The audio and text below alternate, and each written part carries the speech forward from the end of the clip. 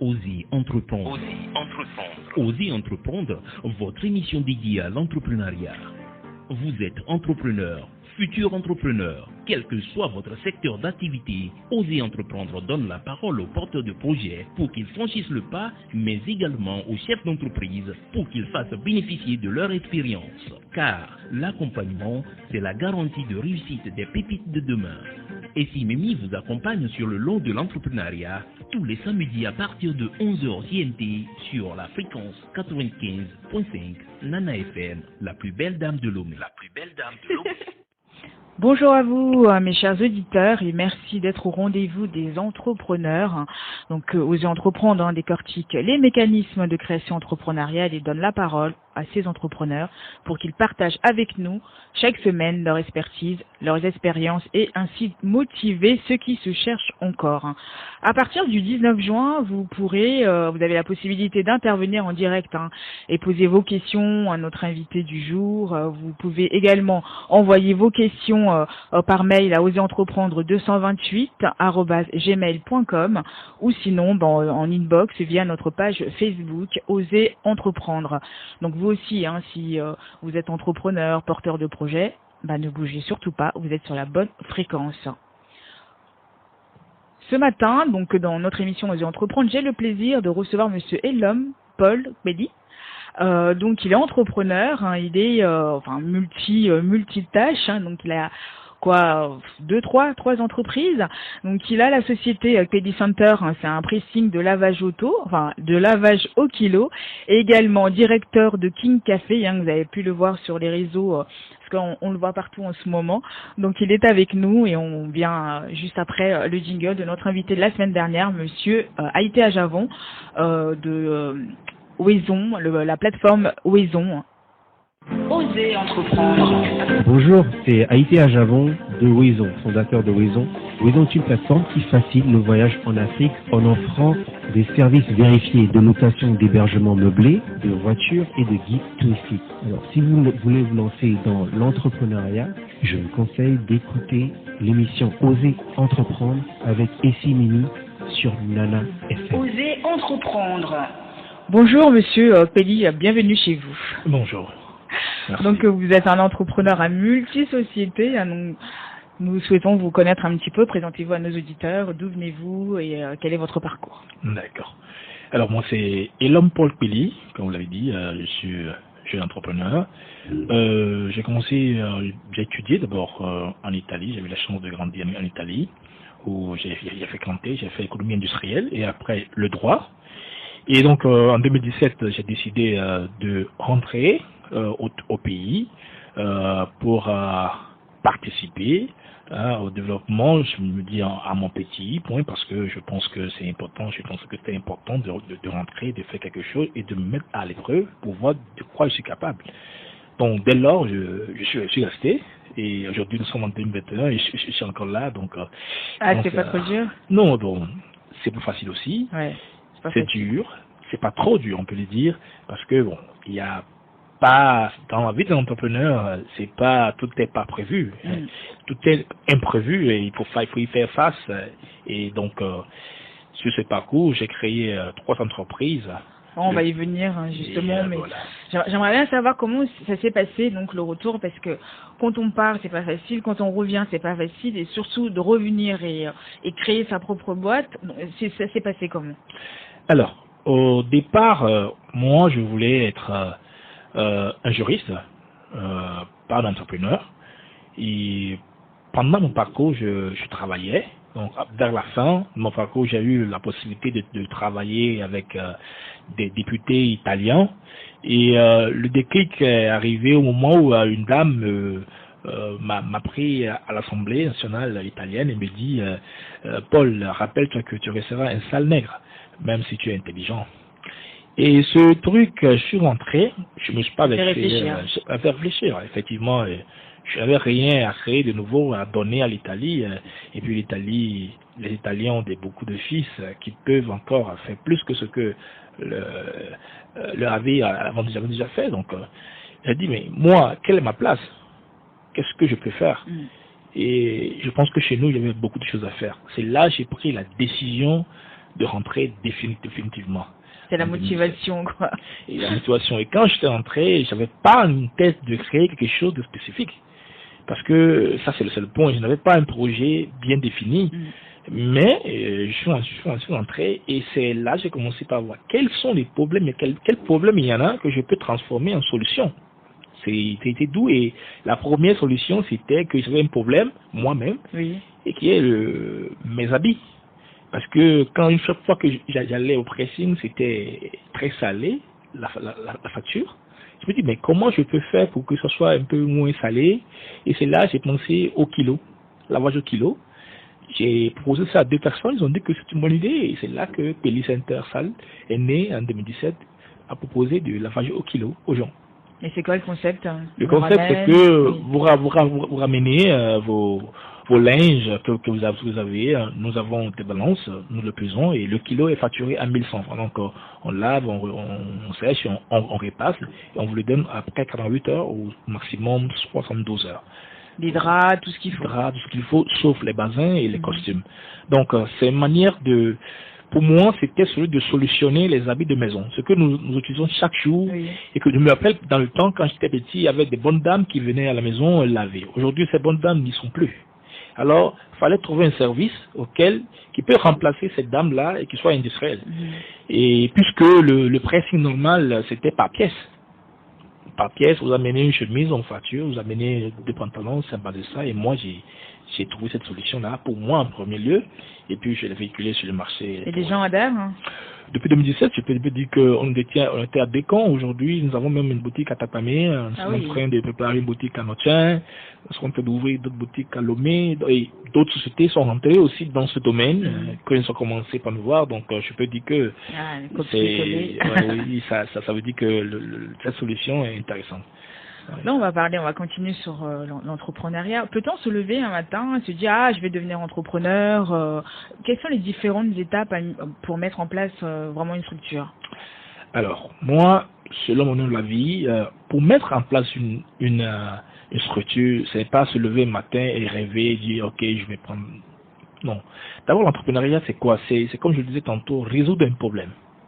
Identifier dans la communauté un problème qui persiste, qu'on a peut-être en premier lieu, ou bien qu'un ami ou bien quelqu'un d'autre a, et dire, si je solutionne ce problème-là, ça peut me rapporter de l'argent. Donc, c'est de là qu'on crée une structure pour dire, ok, je vois qu'il y a 100, il pourrait y avoir 1000 personnes qui ont besoin de ce service, ou bien qui ont de solutionner ce problème. Et si moi j'ai la solution, je commence pour me faire payer pour pouvoir leur apporter cette solution. Et c'est de là qu'on monte une entreprise. Sinon, moi, je ne peux pas dire que je suis né entrepreneur ou bien j'ai fait des parcours, des études, bien sûr, mais ça ne fait pas de toi un entrepreneur forcément. Mais c'est la capacité et de pouvoir trouver un problème et d'avoir la solution, d'apporter la solution aux gens et que ce soit accessible en fonction de l'endroit où tu te trouves. Parce qu'une solution en Italie peut être la même solution au Togo, par exemple. Voilà. D'accord. Et un an après, donc vous avez créé Léon au King Café, c'est ça, une société SARL, donc qui est basée, c'est une société spécialisée dans la transformation du café et 100% robusta naturel. Exactement. Racontez-nous un peu l'histoire de ce café révolutionnaire. Ok. Alors ce café est né comment? Toujours d'un constat. Quand j'ai créé mon entreprise de lavage au kilo, après un an, chaque matin, étant revenu de l'Italie, habitué à prendre le café chaque matin, je sors de mon bureau à Décon et je prends les tasses de café qu'on vend au bord de la route, les Armands. Étant curieux, un jour, j'ai pris la boîte, je voulais voir ces produits où. Et je vois Inde. Ça m'a un peu tiqué. Les dosettes, là, le café? Les dosettes, j'ai vu Inde parce qu'il y a notre marque qu'on connaît, la marque la plus connue. Oui. Et puis tantôt, parfois, j'utilise d'autres marques aussi de café en stick de 2 grammes. Et j'ai vu que c'est Inde. J'ai dit, Inde. Mais le Togo ne produit pas de café. J'ai demandé comme ça à un ami. Il dit, oui, Togo produit du café et du cacao. Et pourquoi il n'y a pas de café de chez nous ici qu'on ne peut pas boire et que c'est du café de l'Inde que je dois venir boire au Togo? Donc, de ce constat, je suis retourné après, j'ai fait une petite recherche. Est-ce qu'il n'y a pas de producteurs de café au Togo? Il y en avait, en réalité. Il y avait 2 ou 3 structures, notamment les plus connus, Café des Moines, Café des Plateaux. Mais, je me suis rendu compte que le café était que dans un cercle donné et ça n'était pas démocratisé. Donc, je me suis mis sur le point de démocratiser le café du Togo. Et pour ce faire, je suis allé me former sur comment on transforme le café, on torréfie le café pour avoir du café moulu. Et 2018-2019, nous avons fait des choses pas possibles. On a créé des points de vente dans les Carrefour, dans les Total, partout, pour pouvoir démocratiser le café et être plus proche aux gens, comme le sont les Armands qui vendent les cafés. Donc c'est de là que la production de café a commencé sur le territoire togolais. Et Léon King Coffee s'est mis comme défi de démocratiser, de rendre le café togolais plus proche du Togolais lambda au bord de la route, le Z-man, le policier, le capeta qui va au boulot le matin, qui peut choisir entre le café togolais et le café importé. Et donc vous vous êtes rapproché de ces vendeurs de rue, de café? Nous sommes rapprochés de ces vendeurs, mais ils sont à un réseau pyramidal où le café est fourni d'une façon, et surtout, ce qui a freiné notre ambition, c'est que nous faisions du café moulu et pas soluble. Le café qu'ils vendent, c'est du café instantané. Nous, notre café, c'est un café moulu, c'est-à-dire du café qu'il faut tamiser, soit avec une machine, soit avec un tamis avant de le boire. Et ça créait un souci de timing et de facilité dans l'utilisation de ce café. Ce qui nous a poussé à aller vers d'autres choses aujourd'hui que nous avons lancé en 2020, qui est le café en capsule. D'accord, et comment ça se passe ça, le café en capsule? C'est quoi? C'est la consommation? C'est comment c'est géré? Est-ce que tout est géré ici au Togo?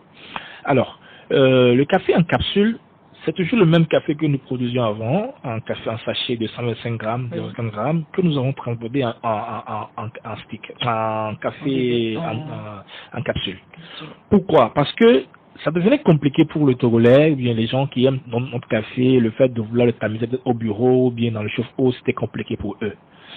Donc, on avait le choix d'aller sur le marché de produire le café instantané, qui demande un investissement de très grand, ou bien aller toujours sur le café naturel que nous faisons, mais de façon à le rendre plus facile à consommer.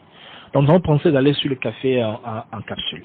Aujourd'hui, pour l'instant, qu'est-ce que nous faisons? Nous avons signé un partenariat avec une usine italienne depuis 1 an et demi, 2 ans, où nous ramenons notre café en Italie. Donc le café d'ici? Oui, du Togo. Oui. Donc on le met pour l'instant là-bas, donc on capsule là-bas et on le ramène au Togo. Et durant 1 an, nous avons vu que les frais de transport et tout ça, c'est énorme. Mais il fallait le débuter, il fallait prouver que ce marché existait, il fallait introduire les Togolais vers ces cafés en capsule qui se consomment avec les cafetières pour faire voir que c'est possible de consommer du café de façon plus rapide et pas forcément le café instantané. Et donc, sur ce coup-là, nous sommes en train d'aller vers mettre en place. Ah oui, il le faut parce que le coût d'achat, donc ça revient beaucoup plus cher puisque vous l'emmenez, la transformation se fait là-bas. Exactement. Et revenir ici sur le territoire, donc du coup c'est énorme après des prix d'achat, non? Oui, bon, malgré ça, nous sommes quand même pratiquement 50% moins cher que la marque la plus connue sur le marché. Malgré tous ces travaux-là, c'est pour pouvoir attirer des... Non, nous sommes quand même rentables à ce prix-là.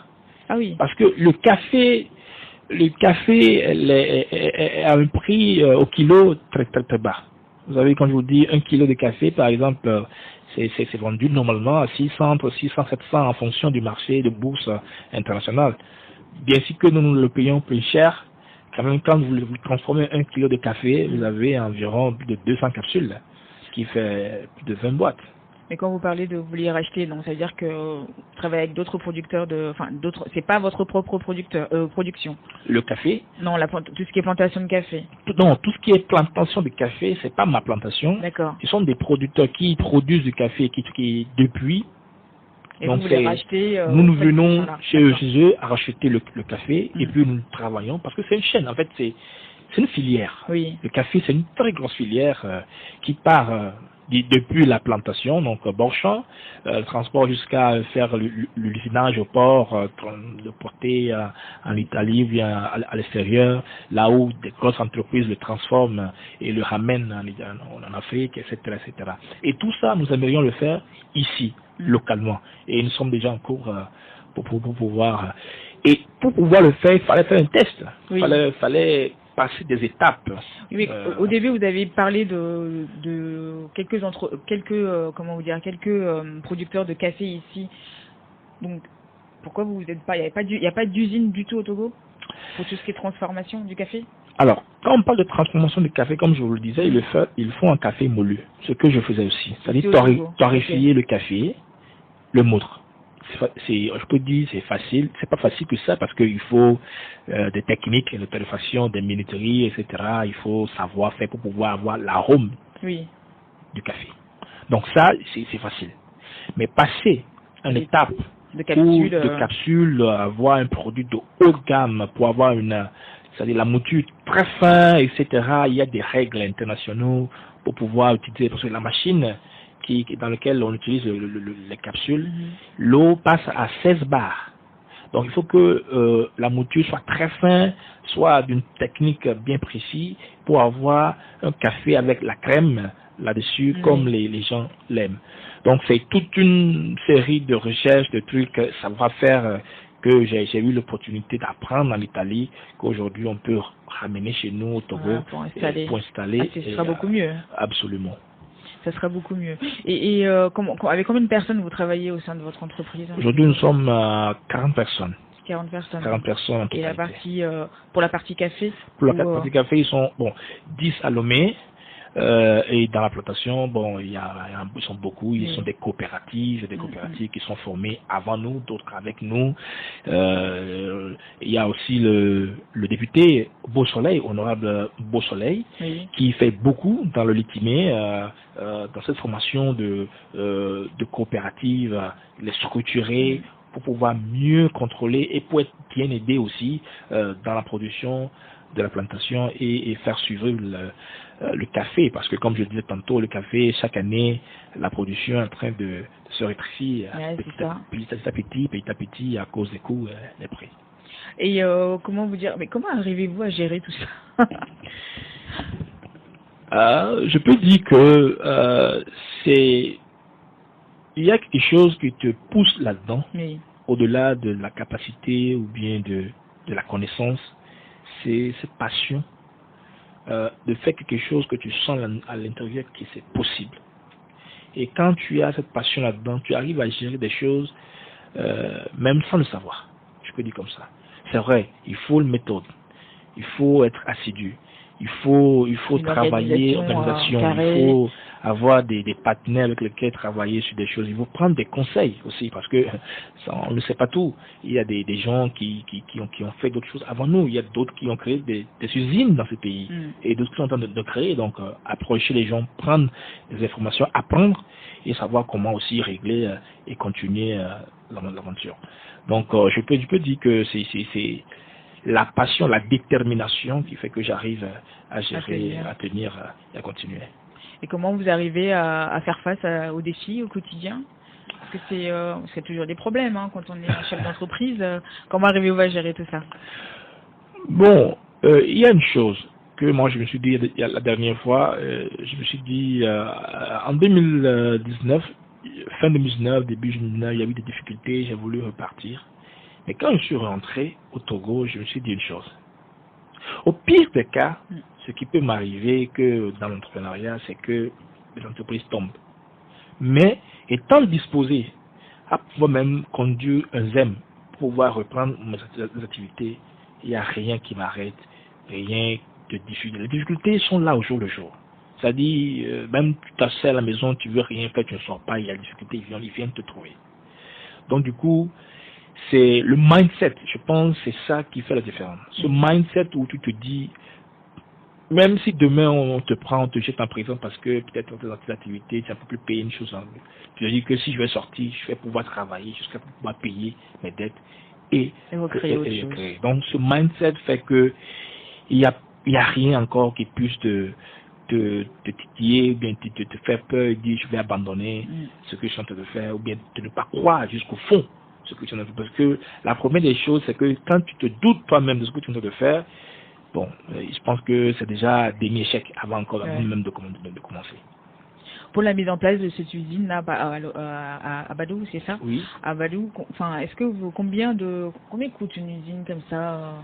Alors, selon tout ce que nous avons fait, le travail que nous avons fait jusqu'à aujourd'hui, on aurait besoin de 300 millions à 350 millions sur 4 ans. C'est-à-dire 4 ans, le paiement, le remboursement sur 4 ans. 300 millions sont les coûts de bâtiments à construire et les machines et tout, le fonds de roulement et tout ce qu'il faut. Vous savez, bon, il y a les plans d'exploitation, de compte d'exploitation et tout.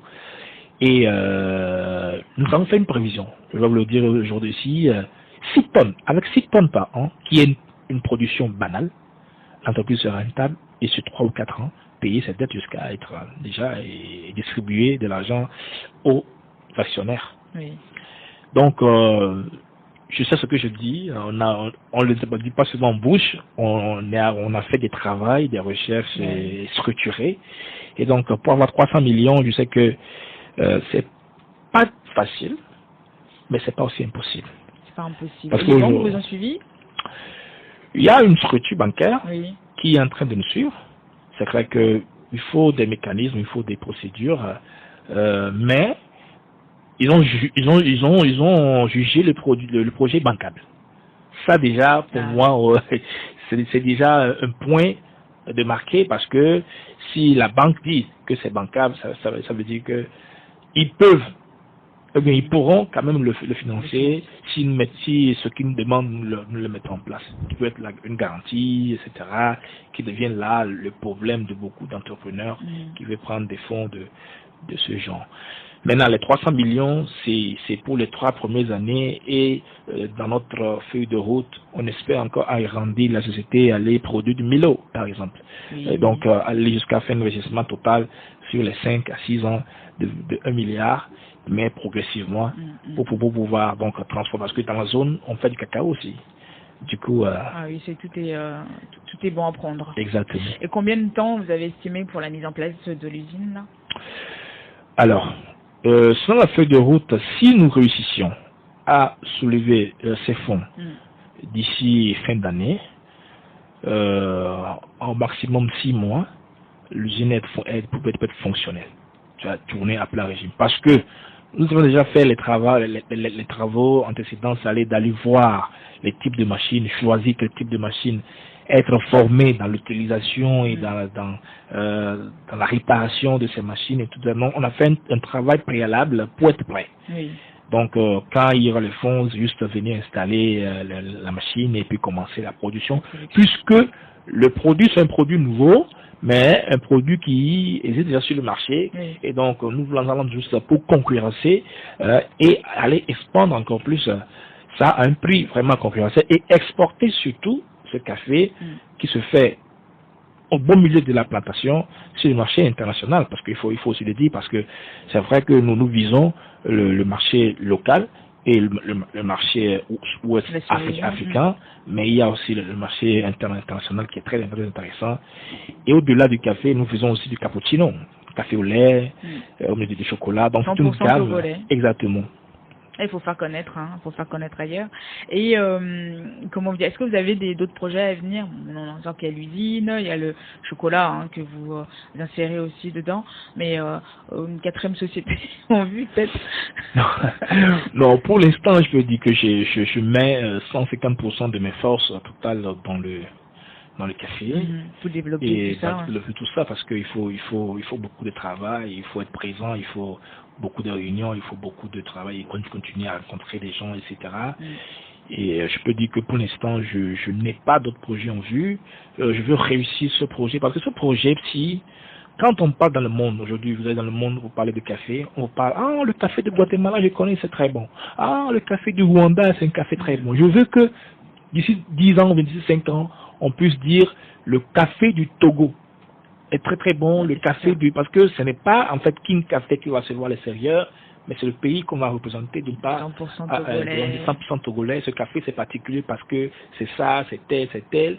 Et d'une manière d'une autre, on va reporter le Togo sur le plan international, comme en 1990-80, où le café togolais était très apprécié et continue pas à être apprécié d'ailleurs par les torréfacteurs à l'extérieur du pays. Ouais.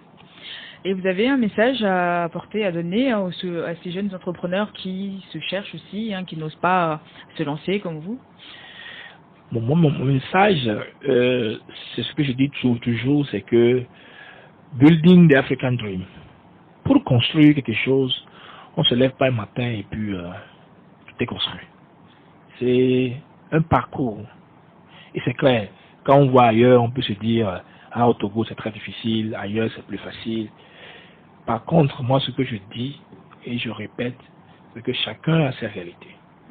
Et un grand frère m'a dit l'autre fois, parfois quand tu as un projet, tu as envie de le réaliser tout de suite. Mais les meilleurs projets, c'est ceux qui prennent du temps. Ceux qui prennent le temps pour pouvoir étudier, planifier et faire. Donc aux jeunes entrepreneurs, je leur dis de ne pas être pressés.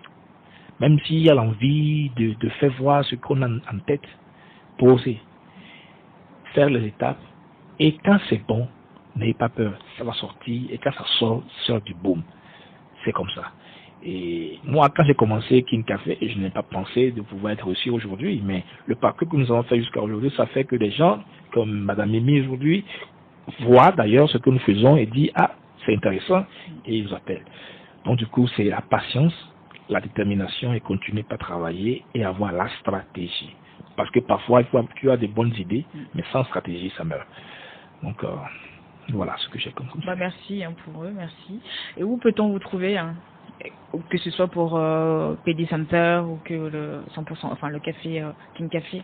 Alors, pour le PD Center, le numéro c'est le 90 49 18 38. Nous sommes à Souviépé, Blincomé, quartier désolé.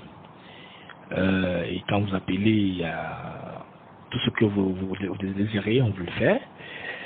Et il y a le King Café, c'est le 93 81 57 31. Et nous pourrons venir vous faire des dégustations gratuites, faire prouver ce café dont il s'agit, les différents goûts que nous avons, les saveurs. Et voilà. Donc je vais répéter le numéro pour tout ce qui est pressing, Pelli Center, donc le pressing lavage au kilo, c'est au 90 49 18 38 et c'est à CVOP. Exactement. C'est ça. Et pour King Café, c'est au 93 81 53 31. Exactement. Donc voilà, vous pouvez les joindre si vous êtes une entreprise, vous voulez avoir une entreprise ou n'importe qui en particulier, goûter au café, appeler et voilà. Nous on vous dira parce que on n'a pas encore goûté, on vous dira ça et voilà. En tout cas, merci beaucoup. Merci d'avoir répondu à notre invitation. Courage à vous. Merci beaucoup. Courage, c'est pas facile, mais vous avez osé. Oui, il faut oser, comme le dit l'émission, il faut oser, et surtout, pour finir, je vais terminer si je peux. Il y a parfois certains préjudices sur le pays. On dit, non, j'ai peur parce que si je fais ça, il y a tel. Non, moi je crois qu'aujourd'hui, ce qui a été mis en place par le gouvernement, peut-être ils peuvent encore mieux faire, c'est vrai, mais déjà, je peux dire que ça peut donner plus de courage aux jeunes comme moi. Moi, j'ai que 27 ans. D'autres sont peut-être plus grands que moi ou plus jeunes que moi. D'oser. Et oser. Il faut. Même si on se casse la gueule, on se relève et on fait autre chose. En tout cas, merci beaucoup. Là, on est juste dans le temps. Merci à Romain à la réalisation. Merci à Faustin. Merci à Cathy. Merci à First Digital Impact. Un gros bisou à mes parents. Et puis, écoutez, à la semaine prochaine pour une nouvelle aventure. Osez entreprendre. C'est avec Essie Mimi sur la plus belle dame de Lomé. À la semaine prochaine. Bye bye.